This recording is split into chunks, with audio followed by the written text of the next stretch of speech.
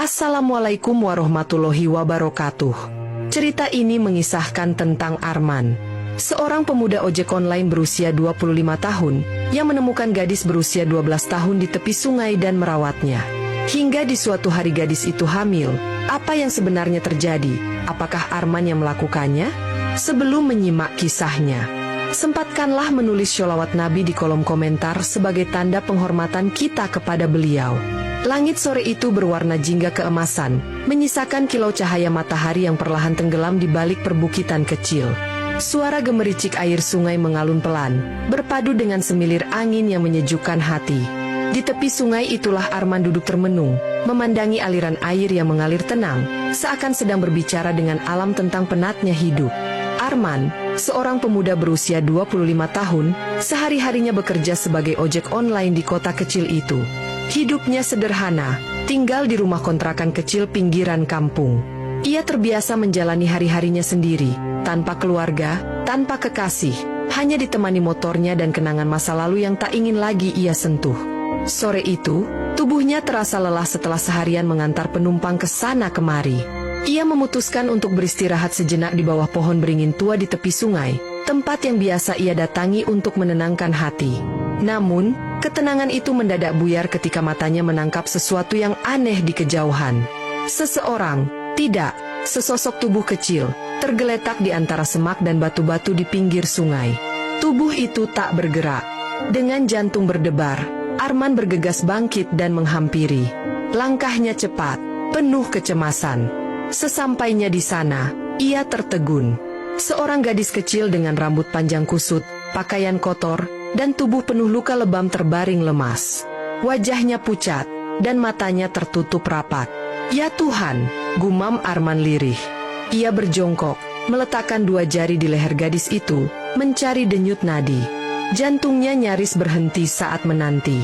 Tapi, ada. Denyut itu masih terasa lemah, namun nyata. Gadis itu masih hidup. Tanpa pikir panjang, Arman mengangkat tubuh kecil itu dengan hati-hati. Beratnya ringan, seperti boneka kain. Ia membonceng gadis itu di atas motornya dan melaju menuju rumah kontrakannya. Di sepanjang jalan, pikirannya kacau. Siapa gadis ini? Kenapa bisa berada di sana? Apa yang sebenarnya terjadi? Sesampainya di rumah, Arman meletakkan gadis itu di kasur kecil miliknya. Ia membersihkan luka-lukanya dengan air hangat dan obat seadanya. Dengan perlahan, ia membuka pakaian kotor gadis itu dan menggantinya dengan baju bersih miliknya yang longgar. Ia memasak bubur, lalu menyuapinya perlahan meski gadis itu masih dalam keadaan setengah sadar. Malam mulai larut. Arman duduk di samping gadis itu, memperhatikan wajah polos yang sedang tertidur. Ada bekas air mata kering di pipinya. Hatinya terasa hangat sekaligus sesak. Ia tahu, mulai malam ini, hidupnya takkan sama lagi. Keesokan paginya, gadis itu membuka matanya perlahan. Matanya tampak bingung, panik, dan ketakutan. Namun, begitu melihat wajah Arman yang tersenyum lembut, ia perlahan tenang. "Kamu di rumah saya. Tenang aja. Kamu aman di sini," ucap Arman pelan. Gadis itu menatapnya ragu-ragu, sebelum akhirnya berkata dengan suara serak, "Namaku Fira." "Fira." Arman tersenyum. Nama yang cantik. Fira mengangguk pelan. Matanya kembali berkaca-kaca. "Aku nggak punya siapa-siapa lagi. Ayah dan ibu sudah nggak ada." Arman menelan ludah, hatinya perih mendengar itu. "Mulai sekarang, kamu nggak sendiri. Aku akan jaga kamu, Fira." Fira menatap Arman lama. Lalu, untuk pertama kalinya, ia tersenyum, senyum yang kecil, lemah, tapi mengandung kepercayaan.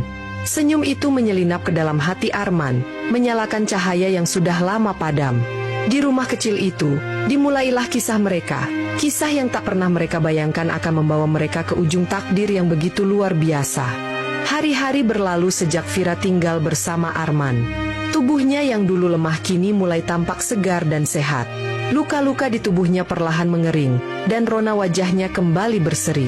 Tapi yang paling terlihat jelas adalah senyuman. Senyum hangat yang mulai sering muncul di wajah Fira. Senyum yang sebelumnya nyaris hilang dari hidupnya. Arman mengatur ulang ritme hidupnya. Setiap pagi, sebelum berangkat mengojek, ia memastikan